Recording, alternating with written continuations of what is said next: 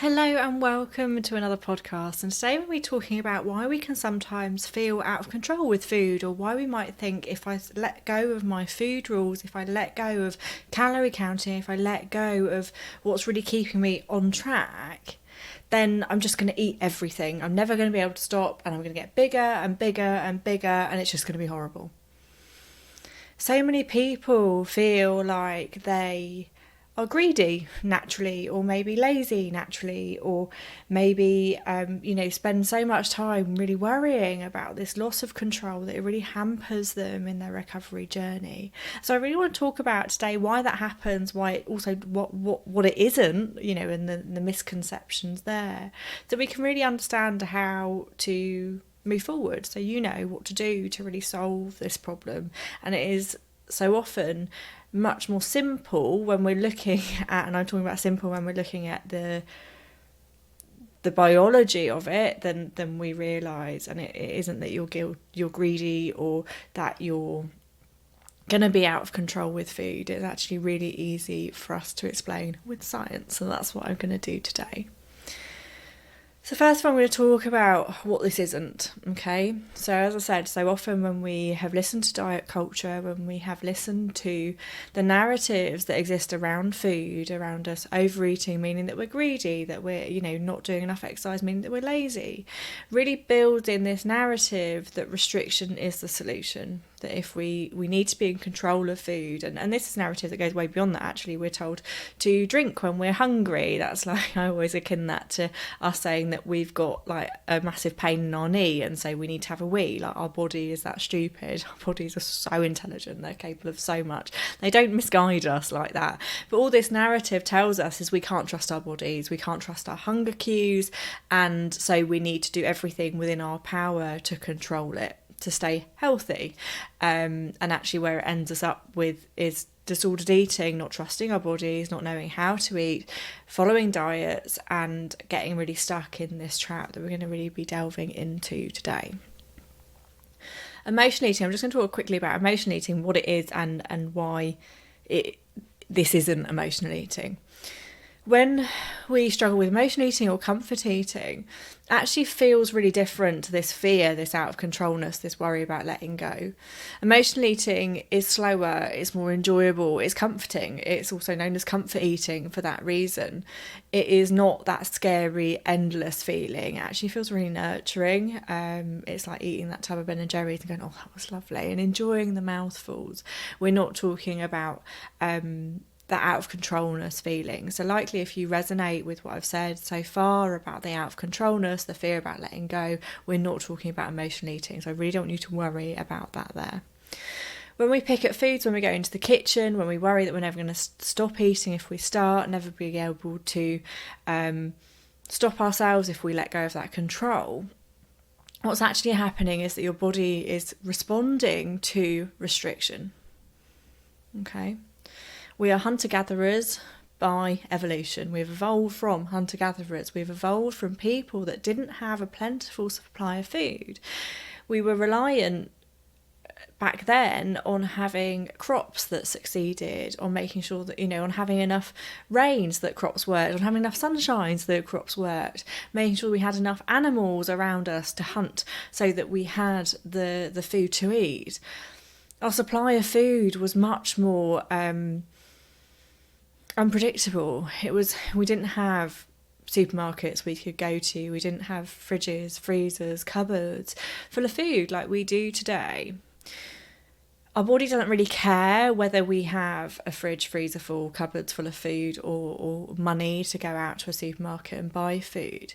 If our body perceives that we are in a famine, i.e. a calorie deficit, it will respond by hitting our feast mechanism, and that's what we refer to as the feast-famine theory or feast-famine physiology.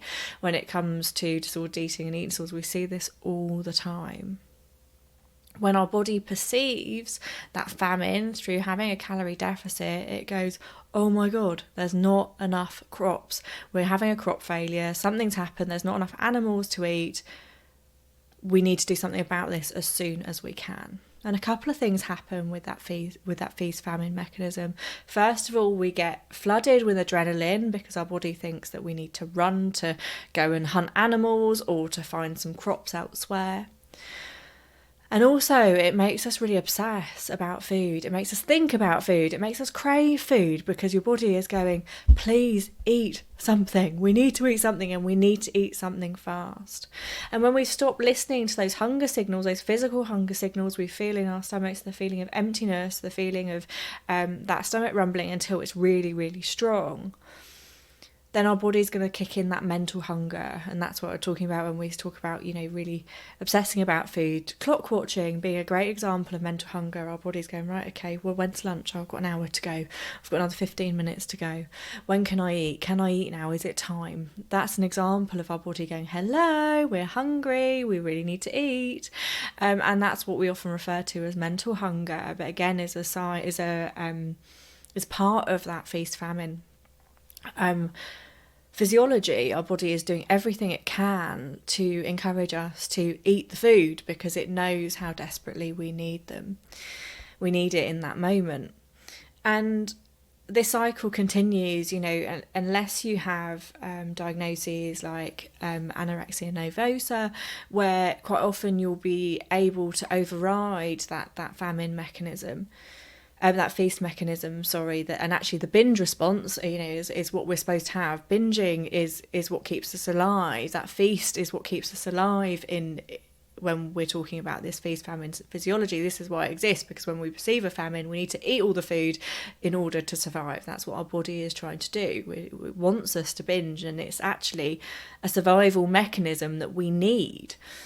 Some people don't have the ability to override that switch, and that is what makes eating disorders so lethal and dangerous and has such an impact on our health and our bodies, is because that is what we're supposed to do to be healthy. We're supposed to give in to that feast in order to survive. But when people then binge or feast, if however we call it, then we think, oh my God, I've been so greedy, what's wrong with me? I let go of control. And so we then restrict harder. And what does the body do? It thinks, God, here's another famine. We've had one after another, diet famine, calorie restriction. It's the same thing to our bodies. It sees it as the same way. And at that first opportunity to feast, that is what it's going to make you do. Unless you have that really dangerous ability to override that switch. Okay, and I'm going to really emphasise the fact that it is not a good thing, even though it may feel like that if for some of you that do have that. And so we get further and further into this cycle of feasting and famine, also known as the binge restrict cycle. And we think the answer to that is more controlling our food harder, restricting our calories more, and that fear of letting go just becomes stronger and stronger and stronger. Yet the binging isn't the problem. The binging is your body doing what it's supposed to do physiologically, what it's evolved to do, to keep you alive, to keep you well, to keep you surviving. It's the restriction that happens in the first place that is the problem. That is the cause. And so the way to solve it isn't by restricting harder. That's only going to lead us further going through this cycle again and again and again.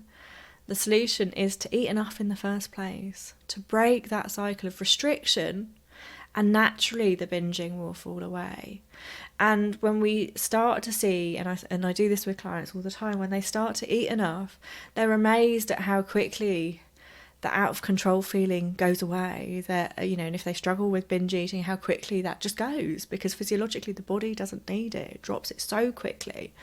And actually, if you've got friends that have struggled with chronic dieting, or maybe you've struggled with chronic dieting yourself, you can see this feast famine mechanism in action so easily, because fad diets and diets generally aren't supposed to work, because this physiology exists in everybody, and should exist in anybody. Obviously, as I said, with the some diagnoses, there's that ability to override that switch, and that's really dangerous. But when we're talking about chronic dieting, you see people go on diets like Weight Watchers, Slimming World, etc., losing the weight, coming off it, and thinking, you know, maybe they maintain for a little bit and then they start to gain weight again. And likely they gain weight and more, because every time our body perceives a famine, it's going to want to add more contingency. It's going to want to add more backup, because if we've had one crop failure or one bad season where we haven't had enough food, it's likely that we're going to have several. And actually we train our bodies to do this because we have feast, famine, feast, famine, feast, famine. And our body just goes, oh my God, we're just in constant state of famine. We could, you know, we need to keep eating. We need to keep binging, because there is not going to be enough food around. And so we see people go from diet, binge, diet, binge, diet, binge, and eventually they get bigger and bigger and bigger, because that contingency gets more and more. No matter what, the solution is fixing the problem, the cause, which is restriction. It's the only way to break this cycle for good. And that means eating enough, eating regularly. Ideally, I say to clients, eating every 2 to 3 hours when they're in recovery, when they're really healing from this feast famine, cycle, and making sure also that they are eating enough consistently. And I know that it's really hard to do. There's so much misinformation about how much energy we need. We talk about diets, and most of them are semi-starvation. If you're not familiar with the Minnesota starvation experiment, I would definitely check it out. It really underpins so much of what we know to be true about recovery and eating disorders, chronic dieting, and this physiology of the feast famine, the feast famine physiology. And the dieting industry and the amount of calories that we talk about within that really means that so many of us are underfueled.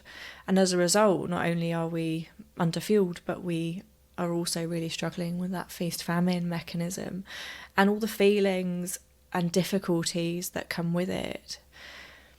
When we start to refuel ourselves properly and eat regularly, our body learns that it's okay, that there's not going to be another famine. It's not going to be another diet, that it gets to let go, that it gets to relax. And that is how we see people healing from this cycle. The only way to get out of that is tackling the cause, and that is the restriction. And I know for some of you listening to this, or for a lot of you listening to this, it's going to go, I don't believe you, Chloe, because you've been told the opposite for so long. But as I said, look back at the people in your lives that have struggled with chronic dieting, or your own journey, and you can see that cycle. Read about the Minnesota starvation experiment. I think I've got an anti-diet masterclass on my website which talks about why diet doesn't work, and I talk a lot about this physiology as well. So check that out on my website if you want to, if that feels supportive for you. But this is the answer. It is the only answer, really, as well. And it doesn't mean that you're greedy if you feel out of control with food. Actually, it's your body protecting you and working so hard to keep you alive and to keep you well. And that's a really, really amazing thing.